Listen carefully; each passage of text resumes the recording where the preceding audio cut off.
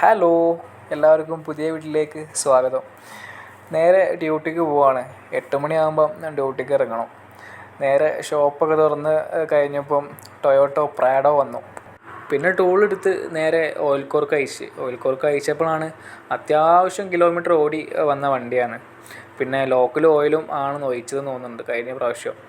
പിന്നെ ഫിൽറ്റർ അയച്ചു. ഫിൽറ്റർ വരുന്നതെന്ന് പറയുമ്പോൾ D4 ആണ് വരുന്നത്. ലാസ്റ്റ് നമ്പർ നിങ്ങൾ കണ്ടില്ലേ, ലാസ്റ്റ് നമ്പർ D4. അത് നമ്മൾ ഫിറ്റ് ചെയ്തു.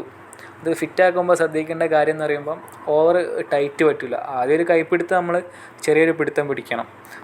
പിന്നെയാണ് നമ്മൾ ടൂളിട്ട് പിടിക്കുക. ടൂളിട്ട് പിടിക്കുമ്പോഴും കുറേ കാര്യം ശ്രദ്ധിക്കാനുണ്ട്. ഓവർ ടൈറ്റ് വരാൻ പറ്റില്ല. അപ്പോൾ ഓവർ ടൈറ്റ് വന്നാൽ വാഷറിനെ ബാധിക്കും. പിന്നെ അടുത്ത പ്രാവശ്യം അയക്കാൻ ബുദ്ധിമുട്ടും. പിന്നെ വാഷറിനെ ബാധിച്ചാൽ ലീക്ക് വരാനും സാധ്യത വളരെ കൂടുതലാണ്.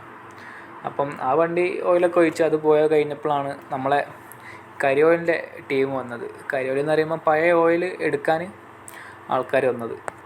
നമുക്ക് 3 ഡ്രമ്മാണുള്ളത്. 3 ഡ്രമ്മും നിറഞ്ഞതുകൊണ്ടാണ് ഇവരെ വിളിച്ചത്.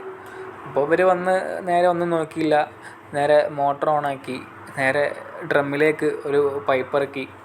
അങ്ങനെയാണ് ഇവിടെ ചെയ്യുന്നത്. ഇത് നല്ല എളുപ്പ പരിപാടിയാണ്. നേരെ മോട്ടർ ഓണാക്കുക, ഡ്രമ്മിൻ്റെ ഉള്ളിലേക്ക് പൈപ്പ് ഇറക്കി വെക്കുക, വാൽവ് ഓപ്പൺ ആക്കി കൊടുത്താൽ മതി, മോട്ടർ വലിച്ചെടുത്തോളൂ ഓയിൽ.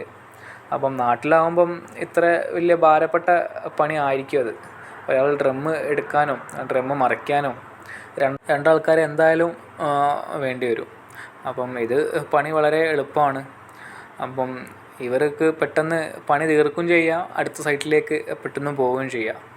അപ്പം അവരൊക്കെ പറഞ്ഞ് അയച്ചപ്പോൾ തന്നെ ടൈം ഏകദേശം ഉച്ചയായി. അപ്പം നേരെ കൈയൊക്കെ കഴുകി നേരെ നമ്മളെ ഷോപ്പിലേക്ക്.